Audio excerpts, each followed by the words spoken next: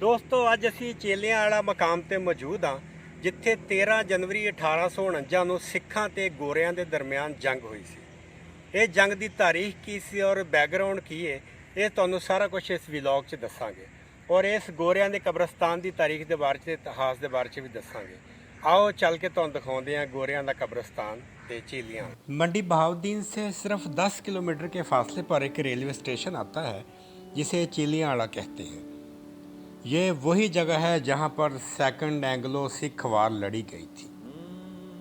ये सब भी जानते हैं कि 1809 में महाराजा रंजीत सिंह और ब्रिटिश ईस्ट इंडिया कंपनी के दरमियान एक ट्रीटी ऑफ अमृतसर साइन की गई थी जिसके तहत सतलुज को बॉर्डर बनाया गया था और सतलुज के आगे महाराजा रंजीत सिंह अपनी इलाका फैला नहीं सकता था। ये वही किला है जहाँ पर आके अंग्रेज़ों ने अपना पड़ाव किया था और इस जंग की भरपूर तैयारी की थी। महाराजा रंजीत सिंह ने दूसरी तरफ अपना इलाका बढ़ाना शुरू कर दिया था जिसमें उन्होंने मुल्तान फतह किया, कश्मीर पेशावर तक उन्होंने अपना पंजाब फैला दिया था। फिर 1839 जून में जब महाराजा रंजीत सिंह की वफ़ात हो गई तो उसके बाद महाराजा दलीप सिंह के साथ अंग्रेज़ों ने कुछ ट्रीटीज साइन की। 1845 में उन्होंने आरोप लगाया कि वो साउथ की तरफ सतलुज में अपना इलाका फैला रहे हैं और उन्होंने रेवेन्यू बढ़ाने के लिए भी सिख अम्पायर पर जोर डाला। इसी जगह पर आकर दूसरी जंग का आगाज़ हुआ और अंग्रेज़ों और सिखों के दरमियान एक खूनी जंग हुई। 1848-1849 से पहले भी कुछ जंगें जैसे बैटल ऑफ रामनगर हुई, बैटल ऑफ चिलियाला या बैटल ऑफ गुजरात भी कहते हैं। उस दौरान ये खूनी जंग से पहले ये छोटी जंगें होनी शुरू हो गई थी। लाहौर किंगडम और ईस्ट इंडिया कंपनी ब्रिटिश के ख़िलाफ़ ये एक सबसे अहम और फैसलाकुन जंग थी। इस जंग में जनरल शेर सिंह सिख खालसा लाहौर किंगडम की तरफ से और जनरल गौफ अंग्रेज़ों की तरफ से जंग लड़ने आ गए थे। सिख फौज का हेडक्वार्टर रसूल था। ये रसूल गांव है।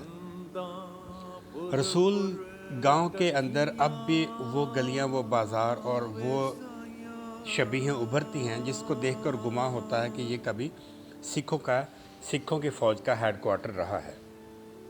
सिखों ने इस इलाके में अपना तसल्लुत कायम किया हुआ था और बहुत सी जंगों के लिए अपने मुख्तलिफ मोर्चे बनाए हुए थे। जंग के बाद रसूल से सिख फ़ौज रोहतास और फिर डेरा खालसा जाकर अपने हथियार डाल दिए थे। उसके बाद सिख लाहौर किंगडम का ख़ात्मा होना शुरू हो गया था। इन कदीम और पुरानी गलियों में अब भी उस दौर की कुछ बाक़ियात, कुछ यादगारें मौजूद हैं।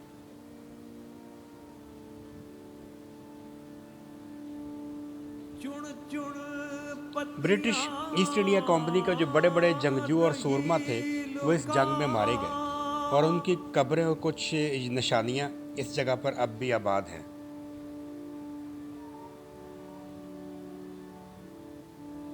लॉर्ड डलहौजी ने महाराजा रंजीत सिंह के बाद पंजाब में पैदा होने वाली सूरत हाल से भरपूर फ़ायदा उठाया और कुछ गद्दारों को साथ मिलाकर साजिशें शुरू कर दी जिससे सिख खालसा जो किंगडम था वो कमज़ोर होना शुरू हो गया।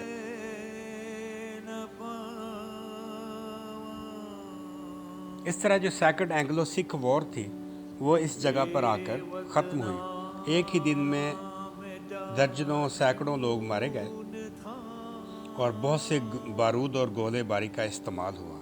आतशी असले के इस्तेमाल से बहुत सारा खून बहा और बहुत सी इस जंग के अंजाम में जो ब्रिटिश फ़ौज थी उन्होंने अपना तसल्लुत कायम किया।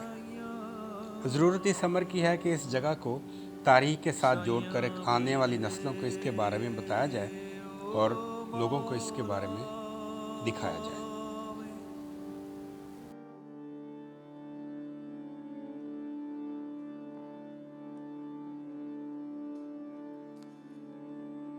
एक ना पर रुड़िया एक ना